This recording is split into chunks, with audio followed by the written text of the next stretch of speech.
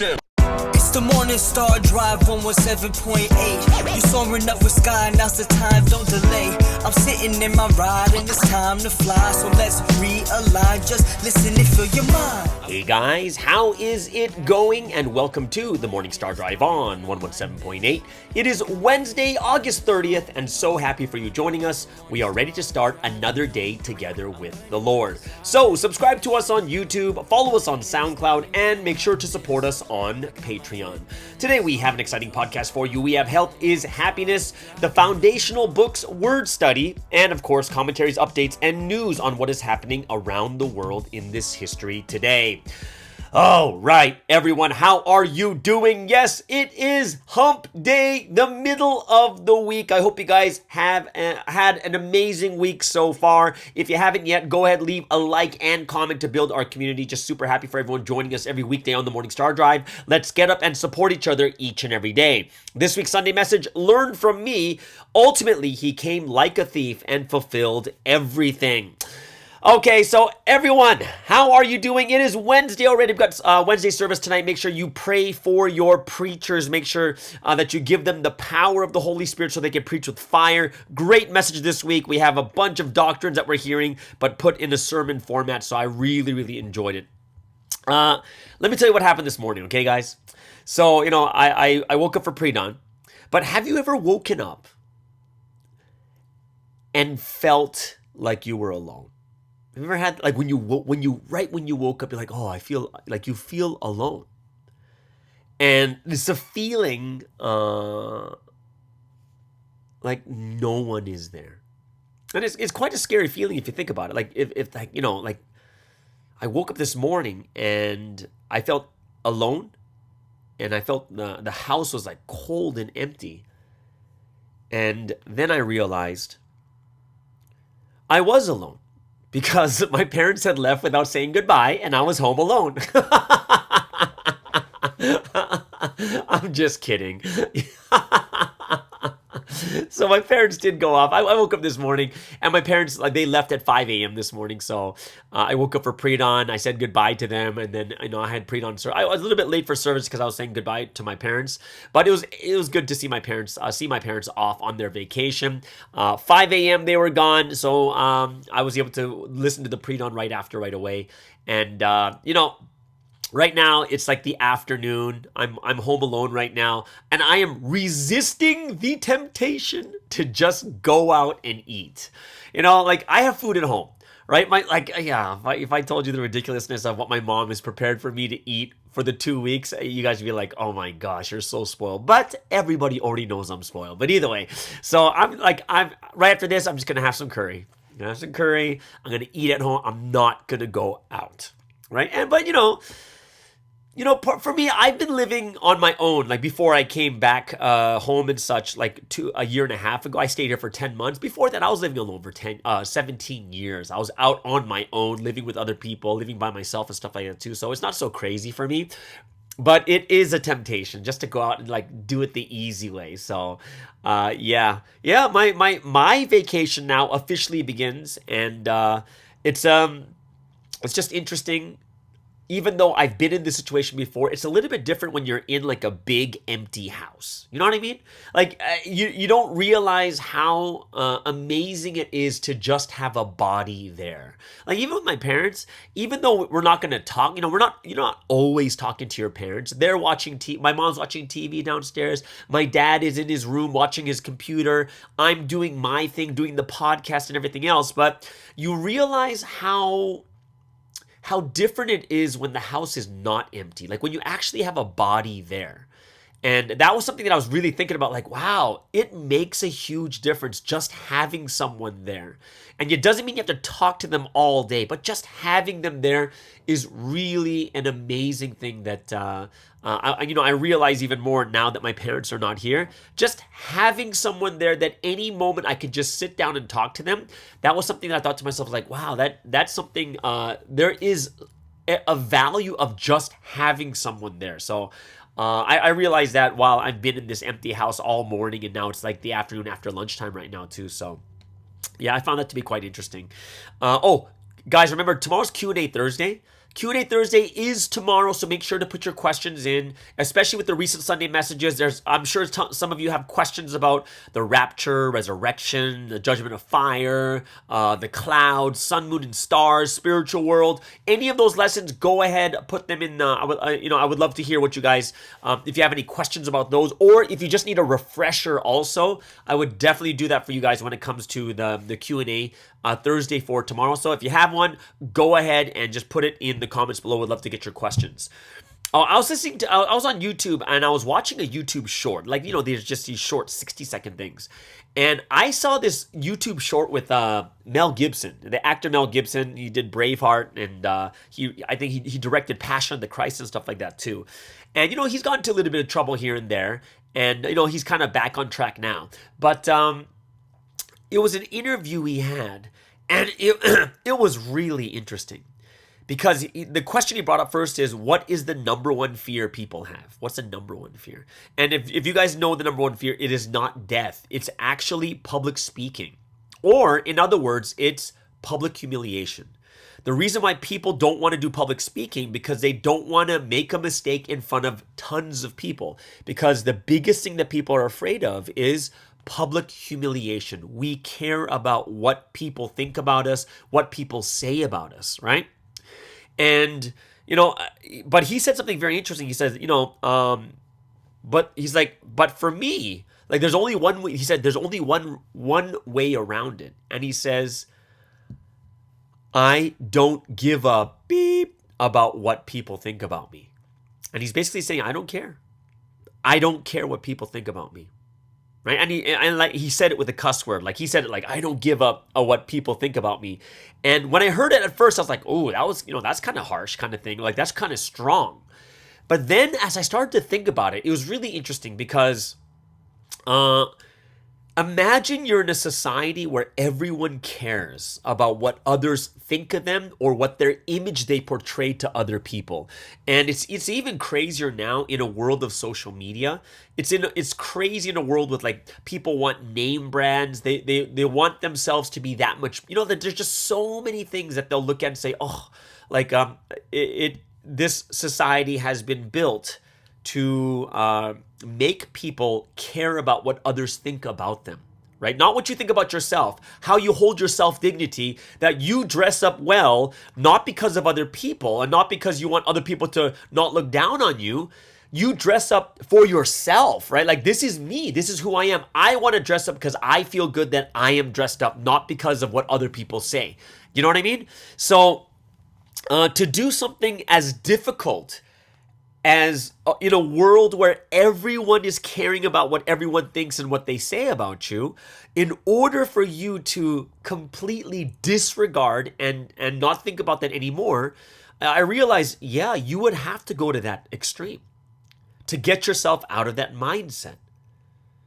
Imagine if the whole world is so deep into one way, you would have to go so far to the other extreme just so you did, just so that you would go so far on the other side that it would balance out how everyone else in the world is. And when I thought about this, it kind of made me think about Sunseam. Of course, Sunseam's not going to say it like that, but it made me think about how extreme Sunseam is. And how much he pushes himself to absolute righteousness. He watches zero media. He's only thinking about God. It's all about prayer and the Bible, the will of God, the word. He's so far on the other side because everyone else is so far on the other extreme inside the world. And because the world is so far away, when you look at Sunseam's life, he is so extreme. He is crazy extreme compared to the world. He's kind of like an alien. He's foreign because he's nothing like anyone else in this world. That if you were to explain his life, you would actually think he's not a real person, but just a made-up story. You would think, just the way he lives his life, he is not from this planet. And it's really interesting, though, because when you think about us too changing our lives, right? The best way to do it is just to cut things off. Like even for my father, one of the best things that he did was he quit smoking the moment he had children. Right? He cut it off right away. He was in the Korean military, so he started smoking because he was in the military. But the moment he had children, he just cut it off cold turkey, and he's never picked it up again, right? And when I think about it, even my personal experience when it comes to like something as extreme as pre-dawn, someone who likes to sleep in, someone who wanted to take class, like I would schedule my classes really late in the day so I didn't have to wake up that early. From the moment I realized, the next morning I was at pre-dawn and I never stopped. And because I did it this way, it took me about maybe 2-3 months before like I was like very, very, like my habits changed that way. And I think it's the same with exercising. I don't think starting with like once a week or twice a week is that good, because it's so easy to just skip that one day. But let's say when I start working out, I go straight up every day. And I don't do anything too hard in the beginning. I do it very, very light, but I go every day so that even if I miss a day, I'm missing 1 out of 7 days kind of thing, right? And I'm just getting myself really, really into it. And that's why, the way I am now is the way I work out, everything else. It's a habit for me. Oh, I got to work out. Oh, I got to work out. Oh, I got to work out. Oh, I got pre-dawn tomorrow. Oh, I got pre-dawn tomorrow, right? But it was just really, really interesting because when I saw that clip of Mel Gibson, he was so extreme. Like, I don't give a beep about what people think about me, so I'm fine. I can do what I really want to do. And when you think about this also, I think that's one of the things that hold us back as people of God is sometimes we care too much about what other people think about us, We care too much what other people are going to say. We care too much like, oh, the people at work are not going to like us, or the people at the school are going to think I'm weird. My family's going to think I'm weird. But in the end, like when you look at who is the person that is truly free, like the person that is the freest is the one that does exactly what they really, really want to do. And as people of God, there is something we really want to do, and it's not something so simple and so easy. It's something that's difficult. But if we compromise our morals, compromise our ethics, just because, oh my gosh, like, oh, I don't want to offend this person, I don't want to offend that person, this, and this, then we begin to, cut into our morals, right? And it's kind of what I see what happened when it comes to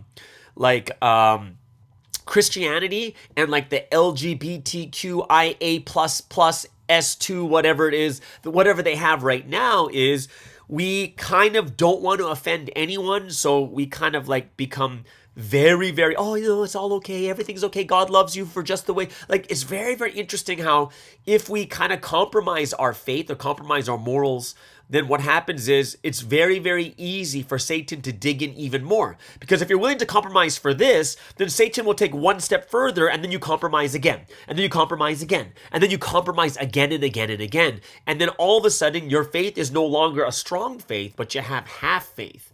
And I think that's something that we really need to think about too, is in our faith, how much do we really care, right? What other people think about us.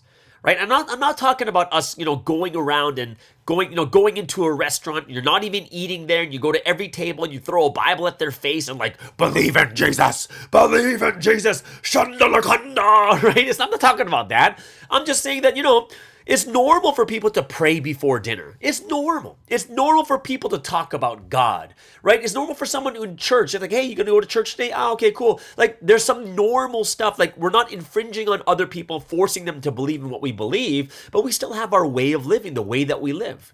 If people are going out to drink, I just don't go.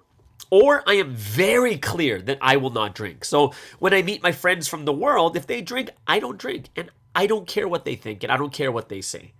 And I think one of the benefits that I have, as weird of a benefit this is, my benefit is I'm over 40. I don't care. I really don't. And this is kind of why I think I'm a rebel pastor, because I don't care. If it's wrong, it's wrong. If I don't agree with it, I don't agree with it. If I don't agree with it and I'm wrong, then I have to take responsibility and say, yeah, I was wrong. Okay, yeah, I shouldn't have said that. Yeah, that's my fault.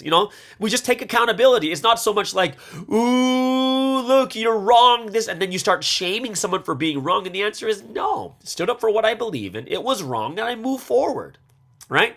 And I think, of course, we have to kind of be in that doing things in a wise way. But there's a lot of times, just like the protests are happening right now, sometimes you just got to stand up for what you believe in. Don't let people bully you and like push you around. We have to be those that stand up and say, no, I don't accept what you say. And I don't accept what you think. I'm not going to infringe on your rights. I'm not going to force you to do anything, but don't you dare do this, right? To me, and infringe on my right to my freedom of religion or my right to believe or say what I want to believe. You know what I mean? So I think I was just listening to what Mel Gibson was saying, and it was like, yeah, I might not go to that extent, but sometimes, at least in the beginning, you need to go that extreme. You really do. Like, here's one thing that I found interesting about myself too is, before I got to this point where I'm at right now, when I can just kind of freely and normally talk about, hey, I think we need to work more on like leadership training. I think we need to work more on lecturing. I think we need to, I wouldn't do things the same way as I did before. Like, when I look at myself, in order for me to get to the mentality and mindset and the peace I have right now, before this, I was actually extremely on the other side, like super rebel.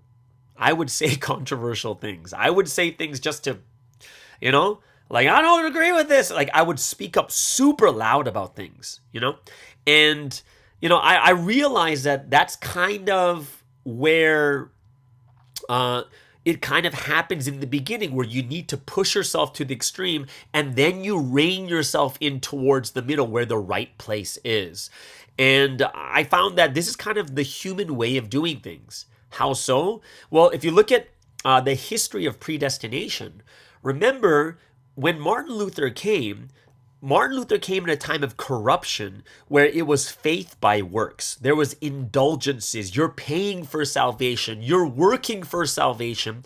And Martin Luther comes in and he sees how extreme it is that the church is making people pay for their salvation, which means it's so far in the extreme of faith by works that when he came in, he had to go to the far extreme and say it's saved by faith and faith alone and nothing else. Your works don't matter.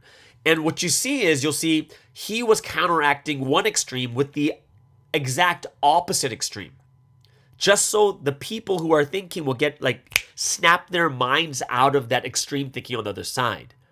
Now, what eventually happens is we're pushing ourselves to the other extreme so that the median can move towards where the norm is, and eventually people come back to the normal side, right? Like straight in the middle. As we can see in Providence, what's the reality? Reality is there is predestination. There's things you do by putting stuff into action, and there are things that you do that are based on your faith, and both things combine to become one. Now, one thing I find I think one thing I do think about is it's absolute predestination is 90% and the relative predestination is 10%. So I'm thinking to myself, is that what also we have to think about is for ourselves, right? That it's 90% on one side and 10% on the other of my own free will. And I thought, yeah, that makes a lot of sense too, because we're trying to follow what God really wants. But yeah, it was very interesting how my thought, the mental process I went through watching a 60-second short of Mel Gibson saying, I don't give a beep about what people think about me. And it led me this far, but I wanted to share that because that's kind of where my mind went. It went to that, to think all these other different things. And I hope it's something that, I like doing this, especially on this podcast, because sometimes people don't have someone to talk about these types of things or go through these mental exercises. So that's why I did this mental exercise with you guys here. We have an awesome comment, guys. Guys, if you see the comment section and you see JFO has an amazing comment. Go ahead and like that comment and also reply to her comment. She's got, I found this to be really, really inspiring. This comment is super inspiring to me. When I read this, it was amazing. It really, really was. And I'm going to read it for you guys. So JFO, she's currently in Italy right now. She said, in my case, I came to Providence in 1996. That's 2 years before me. So she's like 20, how many years? 25? No, I'm 1998. So she's 27 years. And this is what she said. In my case, I came to Providence 1996 and have never witnessed any of the things that I have heard people against Providence claim. Some of the things are utterly ridiculous and completely made up, and is what makes them lose so much credibility in my eyes. On the other hand, sadly, people are people, and we are not perfect, and at times hurt our fellow brothers and sisters, and this can be discouraging, especially if you are young and still a bit immature mentally and spiritually, and have such high expectations of heaven on earth. This is what sadly happened to me. I got very hurt by someone in the church, and once I let that hurt sit in my heart, rather than resolving it through prayer and forgiveness, I decided to distance myself from the church and eventually got married. But because I love Sunsteam and the word so much, and I would like to reiterate, Sunsteam was never the issue. I never stopped listening to the word even when I went out into the world, and thankfully I was able to stay until now and rebuild my faith. Now I am stronger mentally and spiritually and would never forsake my salvation for something so trivial, and having almost lost my salvation, I value it even more. Everyone has their own deep and painful stories, sometimes because of our own fault, sometimes because of others, but what we must never let go of is God. So I hope whomever your friend is, that he can also come back and rebuild his faith, because if I have learned anything in Providence, is that God and Sunsteam truly love us beyond our comprehension and imagination. Like this was really inspiring when I read this. I've known JFO since I was in Providence. And so here's the thing. You might think to yourself, she's been in Providence 27 years, right? She's a lot younger than me. She was in high school when I came. Was she, right? Weren't you in high school, JFO? Janice, right? Yeah, you were in high school for sure. I think you're at least 5-6 years younger than me, I think. At least 5-6 years, I think. I'm born 1978. But from what I remember, because she was so young when I first came. She was in high school. So, for me, being in university, I was like already second year university when I came to LA. She was in high school at that time. So she's much, much younger than me. And she was someone who was always next to Sunsteam. Whenever Sunsteam came, right? And she was the person that was always next to him in private. Whenever Sunsteam had the private meeting, she was all in there. She probably has so many more stories than I have. I don't see Sunsteam in that situation, but she has seen a lot more. So when she talks about her experiences with Sunsteam, she says never what Sunsteam did. She's never experienced anything what people have said, and it's true. To the extent of their claims is so ridiculous to some point where it's hard to even believe anything that they're claiming, right?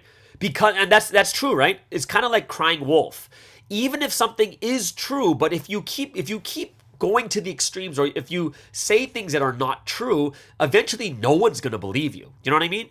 And, she's seen the ins and outs of Providence. She's been to Korea. She's seen Sunsteam behind the scenes. And she was someone who I would say would fit the bill of like these people who are like accusing Sunsteam, like, tall and pretty. I think she's like 5'7" or 5'6", 5'7", something along that line, right? And she would be someone who would be in that position, right? And when I read this comment, I was deeply moved by it.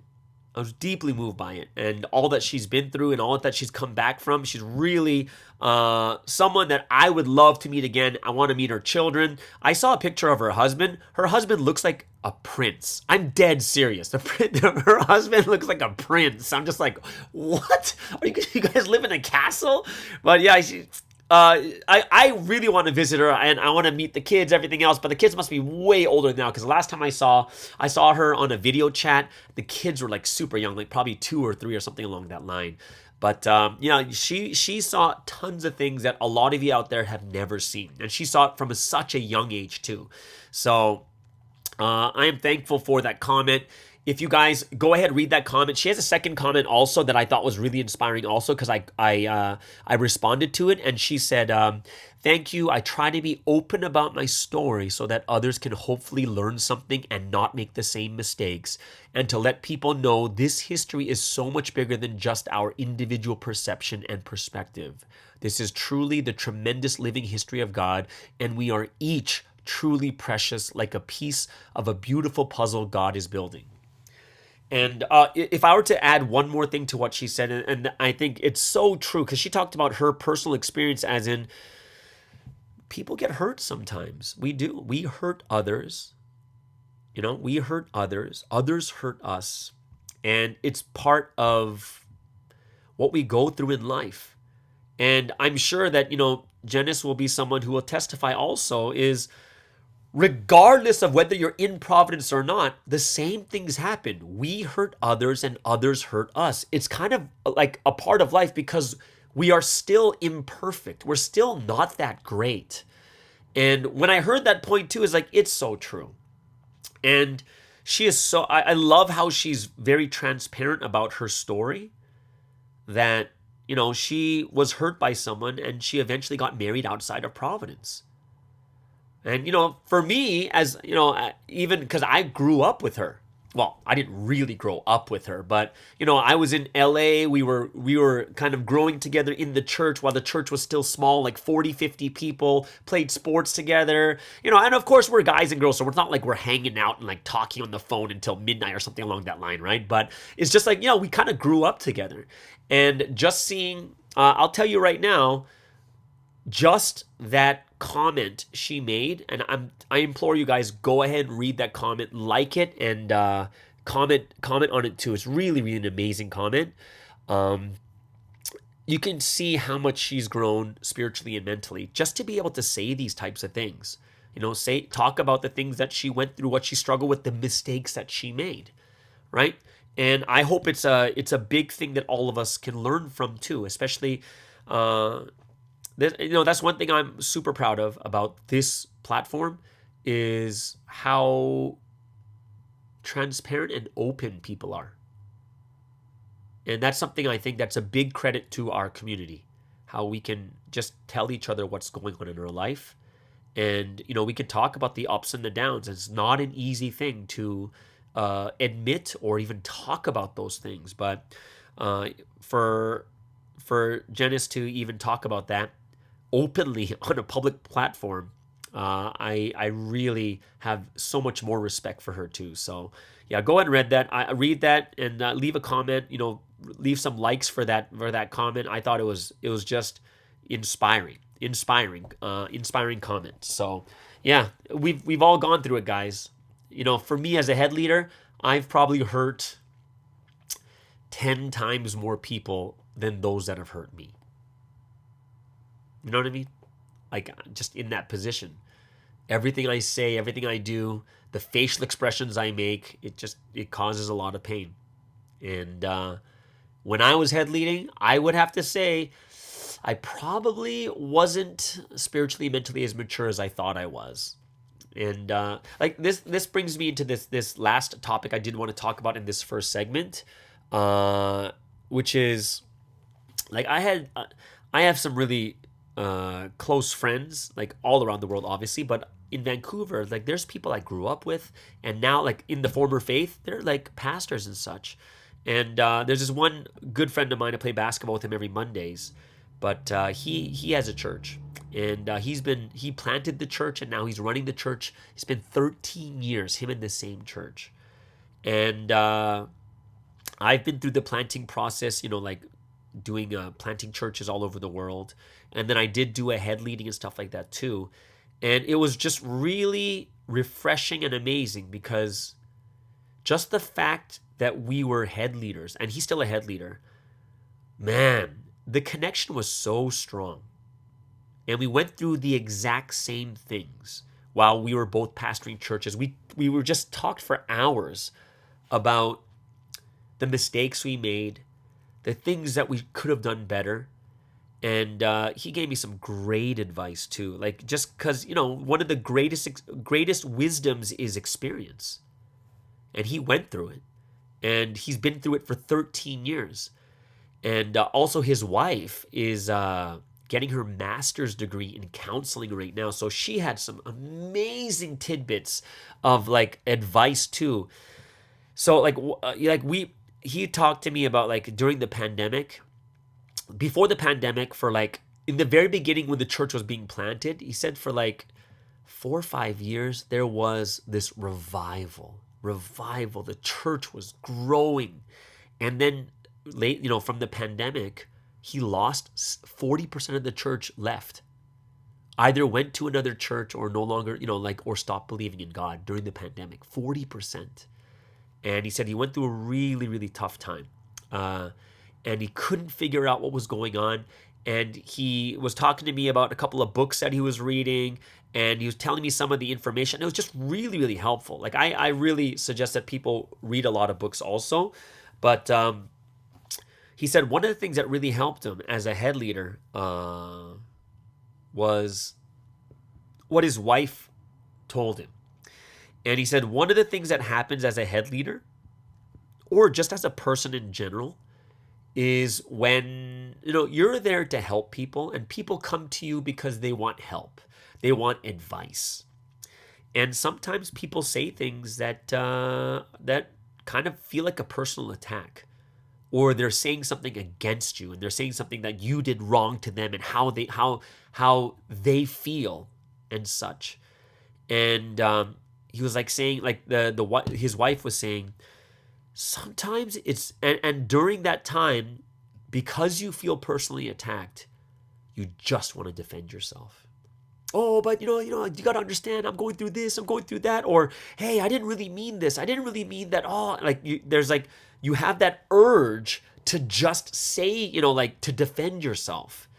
And as a pastor, you really want people to, when they're talking to you, you really want them to know that you're engaged in the conversation, you're actively listening to them. But when they say something against you, it's kind of really hard because you want to say, oh, but that's not it. And sometimes the whole conversation that they came to you for all of a sudden turns into like some court trial. Like, oh no, I didn't mean this. Oh, I didn't mean that. And you're just kind of explaining yourself. And he said that what his wife learned, and was one of the best advice that he got, is when you're in conversation with someone else, what happens is, whether you're a therapist, a counselor, a pastor, someone in that position, is you give everything to that person. But what the wife learned is you can't give everything.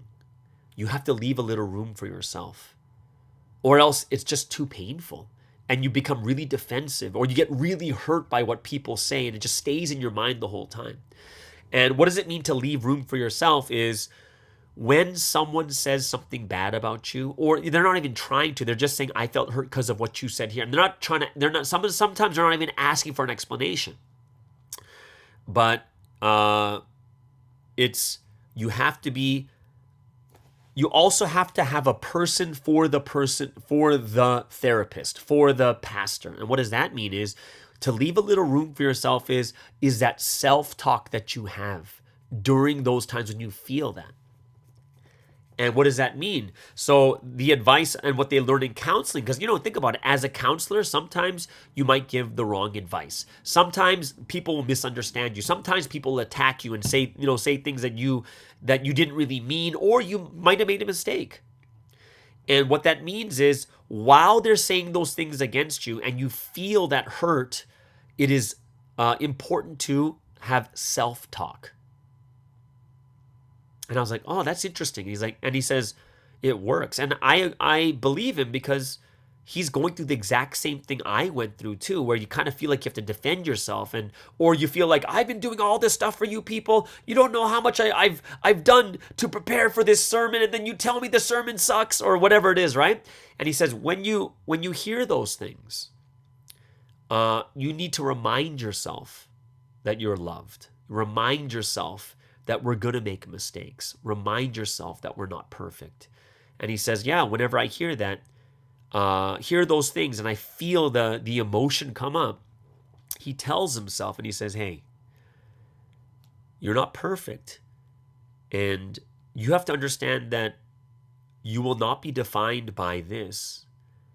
And regardless if you make mistakes or not, God still loves you. He loves you more than anyone else in this world. So don't feel that you have to defend yourself. You're going to make mistakes. We're going to learn from it. We're going to grow. Let's do this together. And he just talks to himself inside his head while he's listening to them so that he can engage even better without having his emotions come up. And I found that to be something where whenever you see someone like that, it is so respectable. Imagine you're hurt by someone and you go to attack them, or you say something personal, try to hurt them, but instead they're just really actively listening. Like, oh yeah, I'm sorry about that. Please tell me, like, why did you feel this way? And when they're actively engaging and they're not sitting there like trying to defend themselves, but they're just listening more intently, more engaged, and they say sorry to you, and then they continue to figure out what's going on with you, then you begin to have even more respect for that type of person, where you realize they're there just for you. They really, really want to be there for you, right? And it's like when you ever counsel people, you have to leave room for yourself. That, yeah, sometimes people are not going to say good things or pleasant things about you, and that self-talk is is one of the tools that even therapists and counselors use when they're going to get attacked by the people that counsel them too, right? Because as a counselor, as a therapist, as a manager, whatever it is, you want to be engaged, and you want them to know that I am listening to you. You want to lock eyes and say, yeah, I really want to be there for you. But sometimes our emotions kick in and we have to get away from that. So when the situation arises, I was asking him, how do you train for that though? And he's like, you can't really train until you get into the situation where you have to just slowly practice it as these things are happening, right? Remind yourself of who you are, how much you are loved by God, how we all make mistakes. We do things wrong, and it's okay. It's not going to make God love you less, right? And it was just such a great conversation, because we were both talking about how, because you're the head leader and a pastor, how you sometimes feel you have to be perfect. You have to do things the right way. You have to do everything step by step, hold people's hands and guide them through the tribulations and such. But both of us were having the same realizations, no, it doesn't work that way, right? Everyone needs their time. Everyone needs their space and their place too. So yeah, I found that to be very, very, it was such an engaging conversation that was very deep into our experiences as pastors. And I was very, very inspired after, and I just really felt God was speaking to me through my friend. And we had such a great conversation. And he does a couple of training programs. And that's something that I'm like, oh, you know what? I got to check out these programs, because if just this conversation between me and my friend becomes this deep and I have even more realizations about myself and about leadership, I do think there's benefits of us getting into these leadership projects and programs so that we can become that much better too. Either way. All right. So yeah, that's one of the things I really want to share. I was super, super happy about this. All right. So, after this, our second segment today is going to be on another foundational book of Christianity. So I hope you guys are going to enjoy this one. It's called The Cost of Discipleship. And this is a book from the 1930s, but considered one of the foundational books, very, very different from other books, Christian books. And you'll see that a lot of the principles there are things that we teach, right? And of course, that last segment's going to be Health is Happiness with Julius over there in Australia. Is part 5 of how to manage your weight. All right. So let's get into the first break of the day.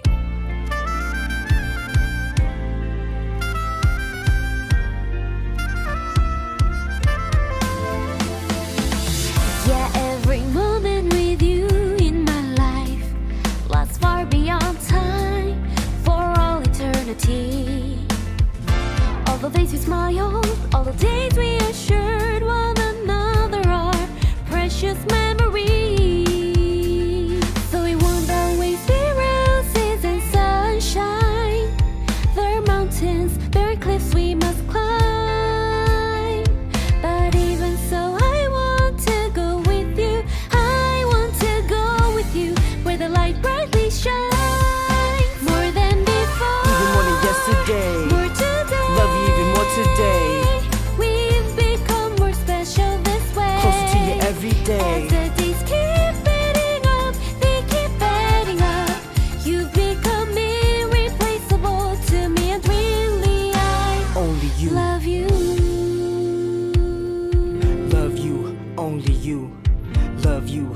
only you.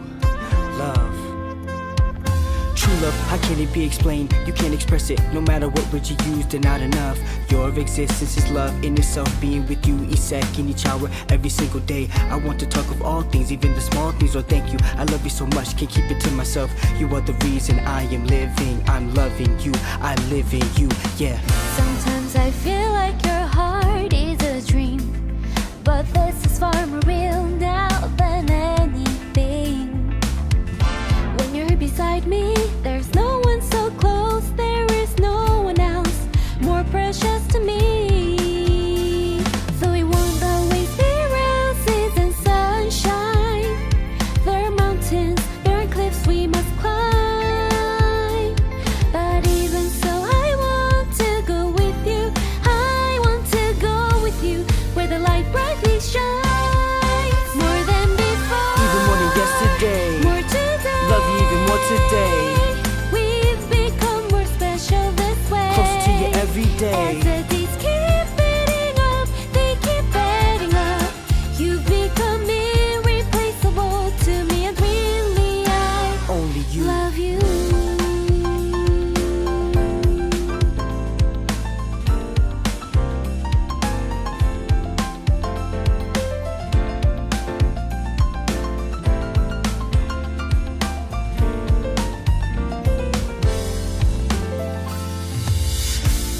Even as time goes on, our love for each other never changes or fades.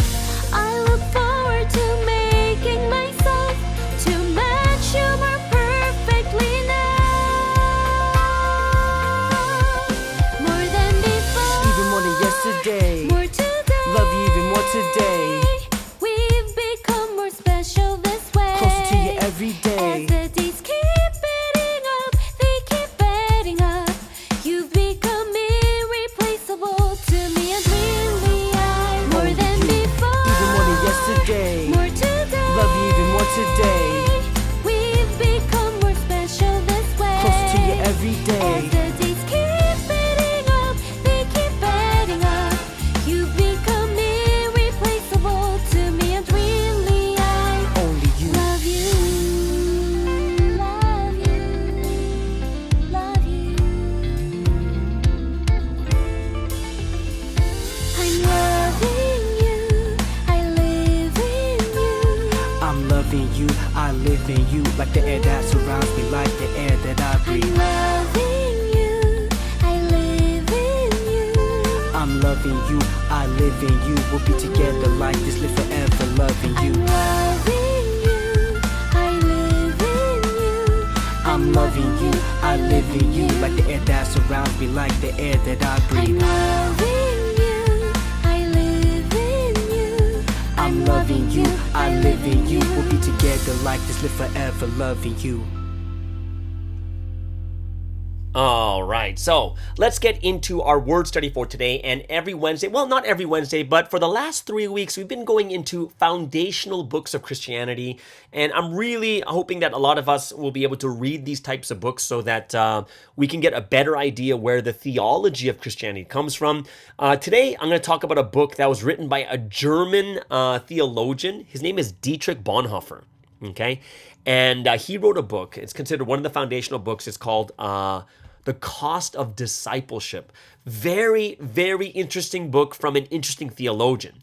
Now, one thing you have to understand about this guy, Dietrich Bonhoeffer, he was there during the time of World War II in 1945, and he died at the hands of the Nazis, and he was German. And he died as a result of his sacrifice, and his writings continue to have a profound impact because of how he lived. And he fully embodied his own teachings on costly grace, sacrifice, and discipleship. So one of the quotes in his book is, "When Christ calls a man, he bids him come and die." So you kind of get an idea of what this book is about. So Dietrich Bonhoeffer, he was born in 1906 in Breslau, which is then Germany. Bonhoeffer loved his nation, but came to believe Germany had to be destroyed to deliver it from the plague of Nazism. So he is noted as a significant theologian of his time, and Christians in Britain and the United States succeeded in enticing him safely abroad, right? So he was in the time of the Nazism, and then his Christian brethren from the Britain and the UK and the US, they enticed him safely abroad. But to help rebuild Germany after the war, he felt he needed to suffer with it first, right? So he also wrote in the book, the time is coming when the confession of the living God will incur not only the hatred and the fury of the world, for on the whole, it has come to that already, but complete ostracism from human society, as they call it. So Bonhoeffer, he is someone, he was a professor also. He packed his bags willingly and returned to fascist Germany, and he knew it could cost him everything, but cheap grace was unknown to him, right? So there's another quote in his book, The Cost of Discipleship, says, "To make non-resistance a principle for secular life is to deny God by undermining his gracious ordinance for the preservation of the world. But Jesus is no draftsman of political blueprints. He is the one who vanquished evil through suffering. It looked as though evil had triumphed on the cross, but the real victory belonged to Jesus, and the cross is the only justification for the precept of nonviolence. For it alone can kindle a faith in the victory over evil, which will enable men to obey that precept," right? So you see that he's more about sacrifice, living the life of Christ. And, Christ died on the cross. And also same thing is we need to die also, like die for Christ too. So his book is actually not that long. It's less than 300 pages. It was first published in 1937. And, you could probably finish it in a day. It's like, 7 hours to read. And it's very, very interesting because it's a unique blend of Bible exegesis, right? So for those of you guys who don't know the word exegesis is a word mainly used in philosophy or religion. And exegesis basically means a critical explanation or interpretation of a text, especially of scripture, right? So when they say biblical exegesis, it is critical explanation, interpretation of that scripture. So if I were to give you an example of that, it's like in Matthew chapter 5 when Jesus says, if your right eye sins and gouge out your right eye, it's basically, you're going deeply into it, telling people that you don't literally have to pluck out your right eye kind of thing. You know what I mean? Like it's going deep into a critical explanation of the scriptures itself, right? So, Bonhoeffer also writes in the book, "Cheap grace is the deadly enemy of our church. We are fighting today for costly grace. Cheap grace is the preaching of forgiveness without requiring repentance. Cheap grace is grace without discipleship, grace without the cross, grace without Jesus Christ, living and incarnate." And, you can see that what he's saying is true. It's like, to be a disciple, to be the one if God has chosen you, it doesn't mean we go back to living a life like how we lived before, living in that cheap way, right? Where the grace becomes cheap, but we have to pay back through our love to God. So the book, The Cost of Discipleship, is kind of it's like the opposite of what popular preachers teach today. Because, it's more of a prosperity gospel these days about wealth and blessings and influence if you believe in Jesus, right? And basically his book for people today can be a very tough read. For Providence, I don't think it'll be as tough a read, but it's a tough read if you're thinking only about prosperity gospel. And, like they say that the book, at times it feels like he's preaching to a church. At other times it's like scholarly work.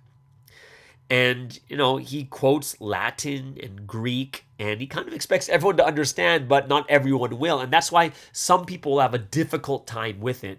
But this book is usually used to teach in Bible colleges too.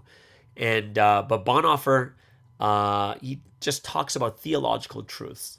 And you can, by reading his book, you'll get an idea of his, like, the way he thinks, the flow of his thoughts, the cognitive process, how his thoughts develop. And you'll see that side of him, and you'll also see him preaching and stuff like that too.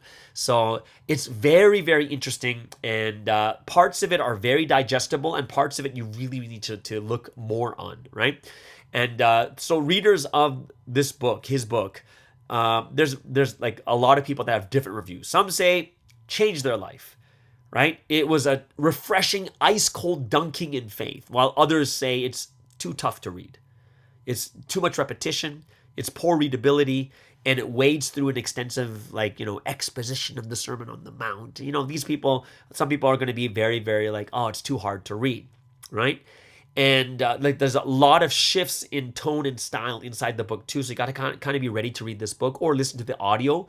But Bonhoeffer's teachings, he teaches very complex theology, right? And a considerable number of scriptural references and biblical quotes to convince the people who are reading, right? So as people read it, it's inspirational, but it's also theological. There's counseling, there's pastoral advice, there's question and answers, and then there's just tons of scriptures inside this book, in that 300-page book. So, like, even when it comes to pastoral advice, he gives plenty of guidance on serving a believer to forsake his or her sin. Then, many chapters later, he'll teach about church discipline, the purpose of excommunication. Meaning, he's basically, like, in the book, he talks about if someone falls into open sin in his words or his deeds, the church must have sufficient authority to bring formal disciplinary action against him, right? And he also said it's a lengthy process, but the church must first of all overcome its reluctance to withdraw from communion with the sinner, right? So, he's very, very strong on these topics. And it might be a tough read for some, but I think with what we teach in Providence about taking action, taking responsibility, being the people that really understand what is happening, right? And how we should live a life that we can't live a life of cheap grace, but costly grace. And, if you were to compare the style to like C.S. Lewis and the book Mere Christianity, right? It's very, very different, because this one will seem much more confusing. Like, you'll get more confusion compared to Mere Christianity. But the Cost of Discipleship, you're gonna have a lot of learning, and a lot of people are going to say they're so happy they finished it. Others will say that they couldn't finish it. But lots of people say it's filled with these golden nuggets, and you have to search for them. And there's all these selective quotes that are like these golden nuggets that you can take from that book too. Like, one thing he does say is grace and active obedience. Grace and active obedience are complementary, and there is no faith without good works, and no good works apart from faith. And as well as addressing like pastoral issues and such, Bonhoeffer also focuses on the congregation, right, of Christians, and how you have to respond to Christ's call to give up all and follow him, right? So those, basically says those who only read books about their own church doctrine may struggle with Bonhoeffer, right? Because remember, each church has their own kind of doctrines, but with the threat of Nazism to extinguish all Christianity, like that's where he's coming from. He felt Christian unity was more important than squabbles. Excuse me. So it's very interesting. I think this kind of talks about what is happening right now. Because, we're not in the same position where, Providence will be eradicated from the earth, just like Christians were being eradicated from Nazism. What he said was, like, we're in this existential crisis too, where, the media and the court trials and everything is coming against us. But he said that Providence have to be, this unity is more important than the little fights that we have with each other. And in a life and death situation, the faith in Christ becomes everything. And that's why believers of all denominations and backgrounds And this is why believers of all denominations actually embrace him, right? So I think that's something that holds true to even us today when it comes to our situation is, yeah, like we can't squabble among each other when we have this crisis of people trying to destroy us from the outside, right? Another great quote he has is, does not our preaching contain too much of our own opinions and convictions? And two, let us try to get away from the poverty and pettiness of our own little convictions and problems and seek the wealth and splendor. When the Bible speaks of following Jesus, it is proclaiming a discipleship which will liberate mankind from all man-made dogmas, from every burden and oppression. And that's a big amen point right there too. And he was someone who died for Christianity. He died for Jesus, right? He lived for Christ and the redemption of Germany from the Nazi system. And some people even designated him as a spy because he was familiar with the plots to assassinate Hitler, and he gave information to the British government about the resistance movement in Germany through his contact, right, which was the Bishop of Chichester, right? So through a bishop, he's giving information to the opposite side, but he was German himself, right? So and that's why the Germans, like the Nazis, were thinking he was a spy, but his theology developed over time and transformed from like spiritual pacifism to Christian resistance as the Nazi system grew even harsher, right? Great quote, he says, "If I sit next to a madman as he drives a car into a group of innocent bystanders, I can't, as a Christian, simply wait for the catastrophe. Then then just comfort the wounded and bury the dead. I must try to wrestle the steering wheel out of the hands of the driver." And it's a very powerful point. You just can't sit there and wait and watch and see all this happen. And this reminds me of the protests right now. You can't just sit there and watch it all happen. You have to wrestle the steering wheel out of the hands of the driver from those that are coming against us. So those who testify, who actually saw Bonhoeffer live in prison, speak of him as a very honest, quiet, and faithful Christian. And he also has a book, Letters and Papers from Prison. And he wrote, "May God in his mercy lead us through these times, but above all, may he lead us to himself." And, despite knowing his life was at stake, Bonhoeffer declared to forgive another is to share in the suffering of Christ, right? That's powerful. To forgive someone else is to share in the suffering of Christ.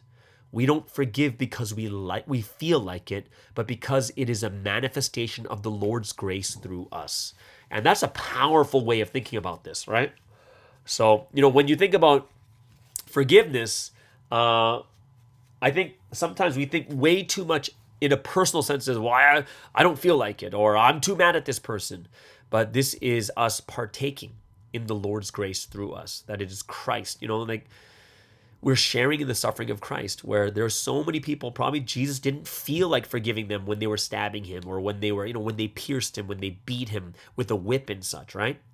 So he says, "Thus the call to follow Christ always means a call to share the work of forgiving men their sins. Forgiveness is the Christ-like suffering which it is the Christian's duty to bear." Right? So in the end, the Nazis executed Bonhoeffer in 1945. And Bonhoeffer, everyone's, he didn't regret his choice to suffer for the sake of Christ.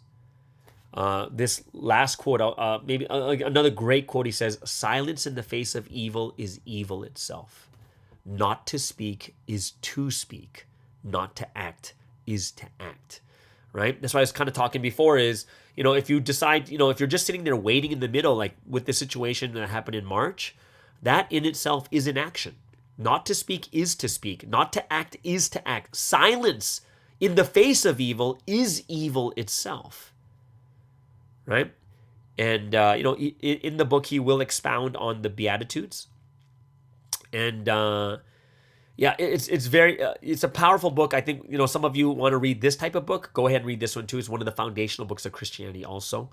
And I think this is the last quote I'll give to you is, "We are not to simply bandage the wounds of victims beneath the wheels of injustice. We are to drive a spoke into the wheel itself." right? So the wheel, if it is those that are like corrupt and trying to come against us, we have to drive the spoke into the wheel itself so it stops from running over more people, right? There's one person that eyewitnessed his death, and they said, through the half-open door in one room of the huts, I saw Bonhoeffer, before taking off his prison garb, kneeling on the floor praying fervently to God. I was most deeply moved by the way this lovable man prayed, so devout and so certain that God heard his prayer. And at the place of execution, he again said a short prayer and then climbed the steps to the gallows, brave and composed. His death ensued after a few seconds. In the almost 50 years that I worked as a doctor, I have hardly ever seen a man die so entirely submissive to the will of God. It's powerful. Like, this is someone who's witnessing how this person lived. Right? So death kind of represents the price Bonhoeffer was prepared to pay to follow God to the end, saying the cross means sharing the suffering of Christ to the last and to the fullest. Right? Last quote I give you from Bonhoeffer, not from the book. He said, salvation is free, but discipleship will cost you your life. Poof. Powerful, powerful statement. So if you want, this guy is... in the face of what he's going through, you can understand much better of why he was so extreme, right? Understanding, wow, he really, really went through this type of thing. He was willing to die for Jesus too, to bring Christianity, to bring, make sure it didn't die in Germany and such also. So great book. I hope that you guys can read this book one too. It's called The Cost of Discipleship from Dietrich Bonhoeffer. All right, that is today's foundational book word study for today. I hope you guys really enjoyed that. Let's get into the second break of the day.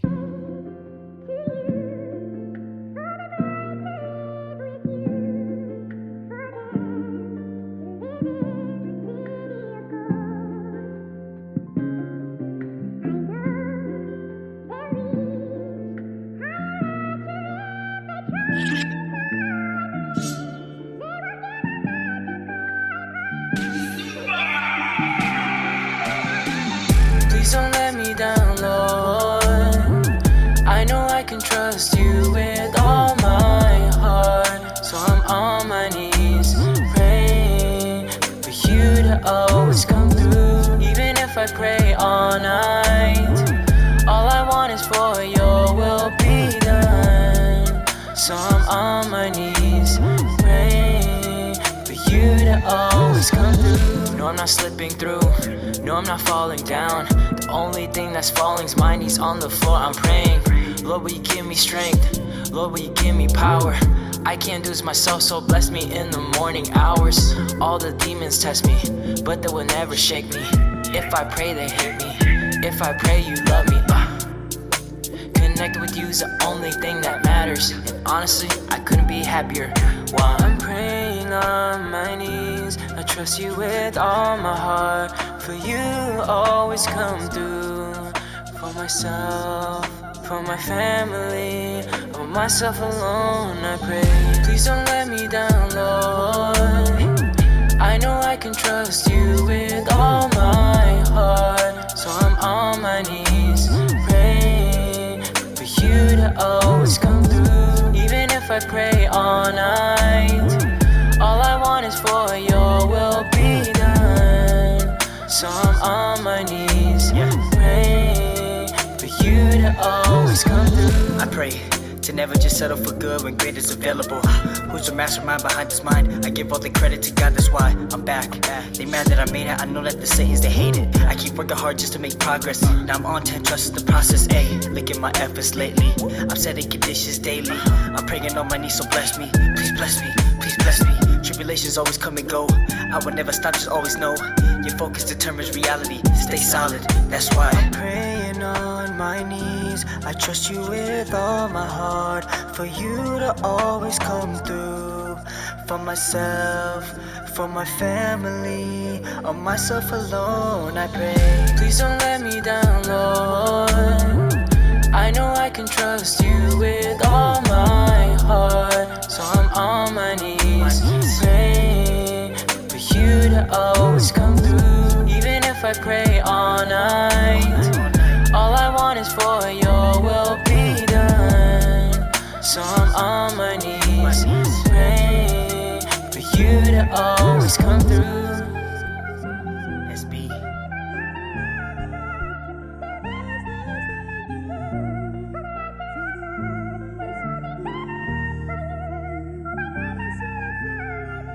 All right, so let's get into the final segment of today. And every Wednesday we have Health is Happiness. We are going into weight management with Julius from Australia. Hope you guys really enjoyed. This is a replay. We're going into part 5. If you haven't listened to the other parts, go ahead, check out on the Wednesdays before this. There are 4 parts before this, and we have 2 parts left after this one also. So everyone, all the way from Australia, let's welcome Julius Mayuma with Health is Happiness.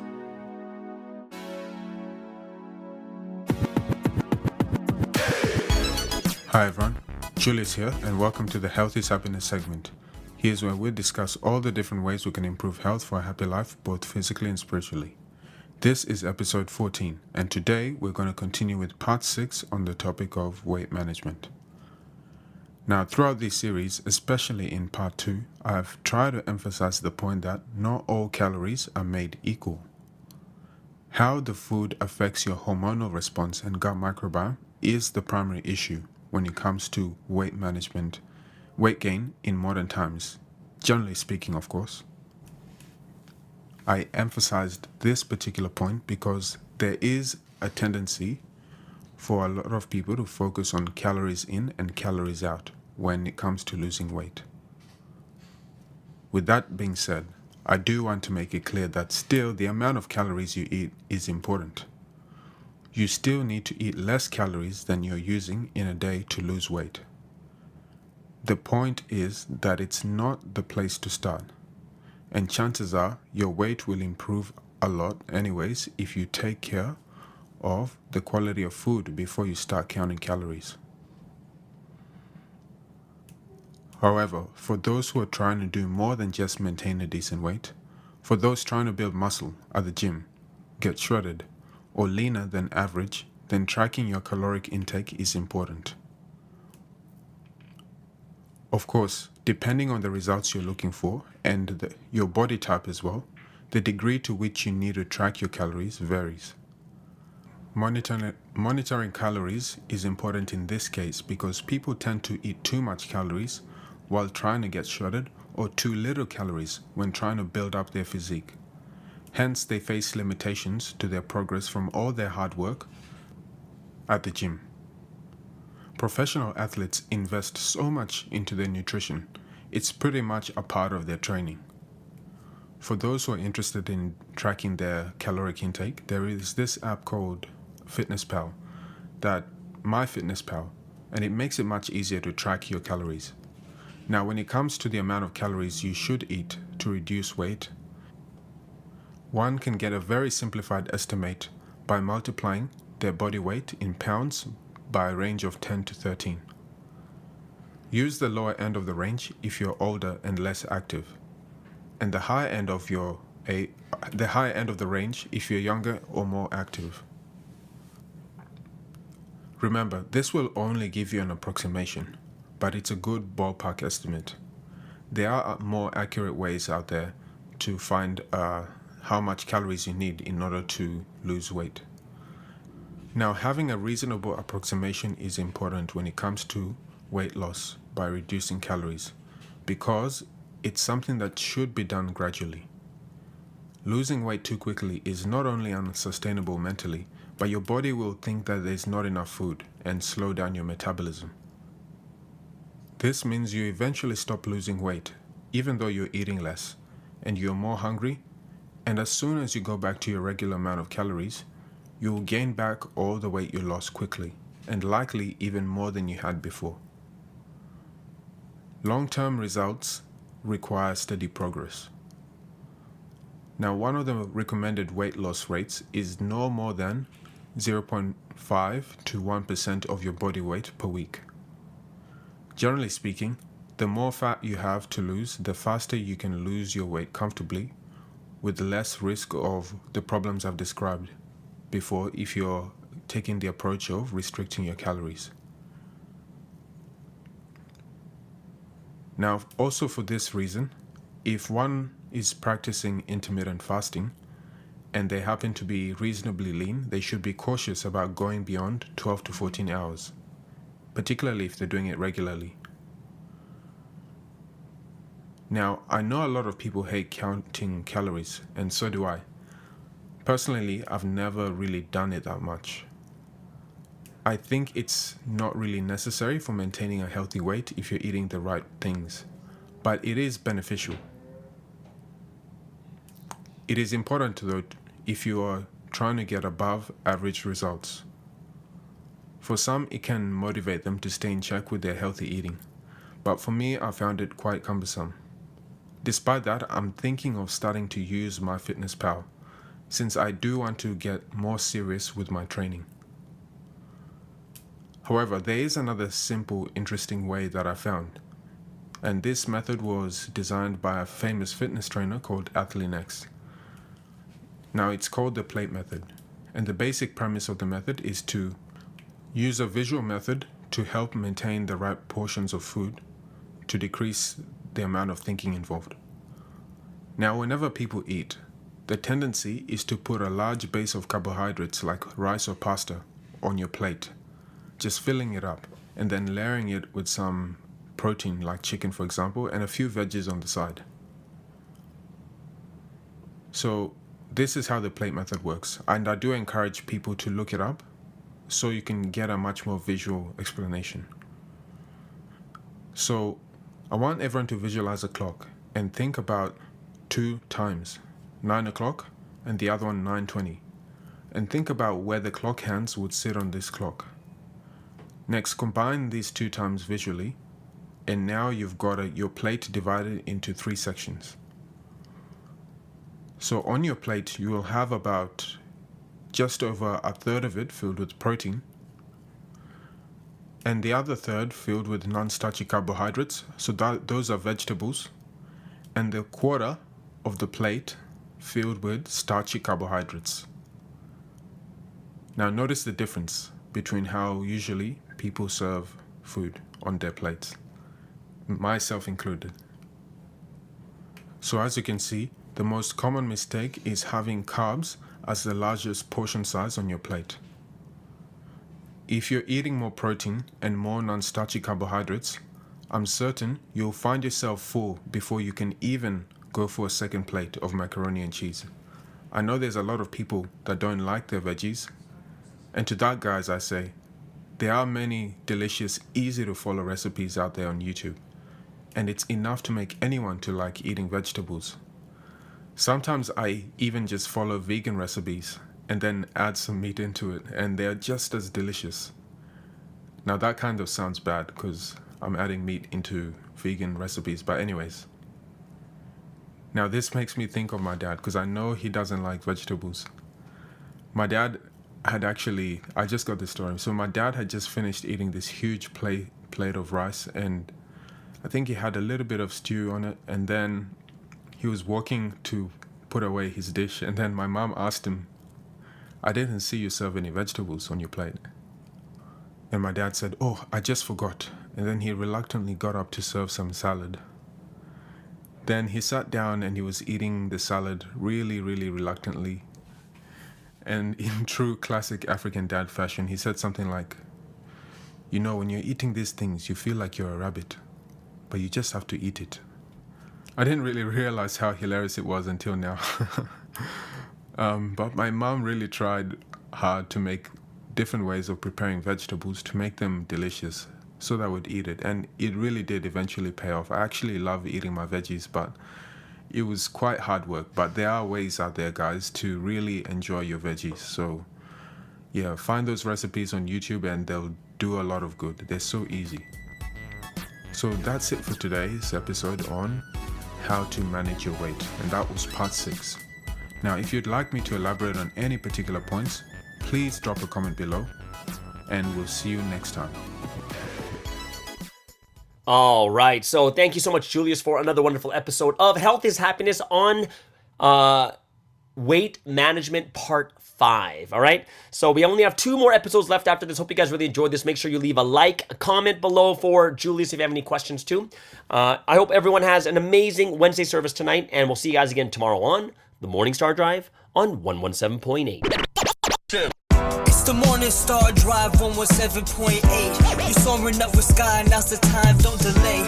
I'm sitting in my ride and it's time to fly. So let's realign, just listen and fill your mind. I'm burning with desire and the